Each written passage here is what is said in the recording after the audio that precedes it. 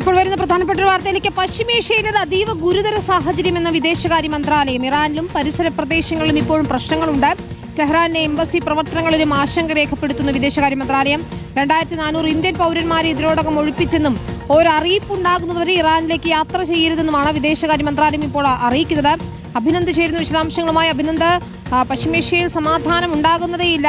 യുദ്ധഭീതി ഓരോ നിമിഷവും തുടരുക തന്നെയാണ്. ഹോർമൂസിലാണെങ്കിലും മറ്റിടങ്ങളിലാണെങ്കിലും ഇറാനിലാണെങ്കിലും ഗുരുതര സാഹചര്യമാണ്. ഇപ്പോൾ വേണമെങ്കിലും ഒരു ആക്രമണം ഉണ്ടാകാമെന്ന ആശങ്കയുണ്ട്. എന്താണ് വിദേശകാര്യ മന്ത്രാലയത്തിന്റെ ഒരു വിലയിരുത്തൽ?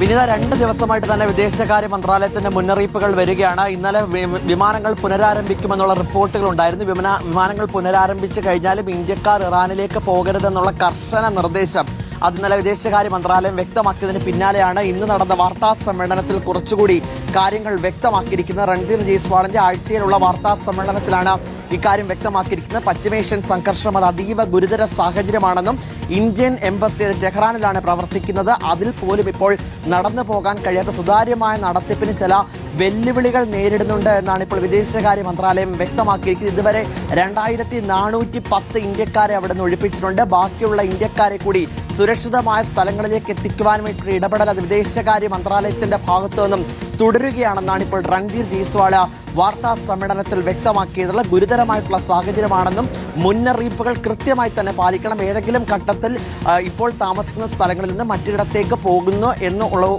പോകുകയാണെങ്കിൽ അത് കൃത്യമായി ഇന്ത്യൻ എംബസിയെ വിളിച്ചറിയിക്കണം. ഇന്ത്യൻ എംബസിയെ വിളിച്ചറിയിച്ചെങ്കിൽ മാത്രമേ അതിന് കൃത്യമായ സൗകര്യം ഒരുക്കാൻ കഴിയുകയുള്ളൂ എന്നാണ് ഇപ്പോൾ വിദേശകാര്യ മന്ത്രാലയം വ്യക്തമാക്കുകയും ചെയ്തിരിക്കുന്നത്.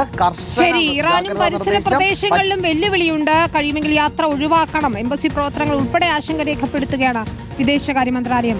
YS അഭിനന്ദാണ് വിശദാംശങ്ങൾ നൽകിയത്.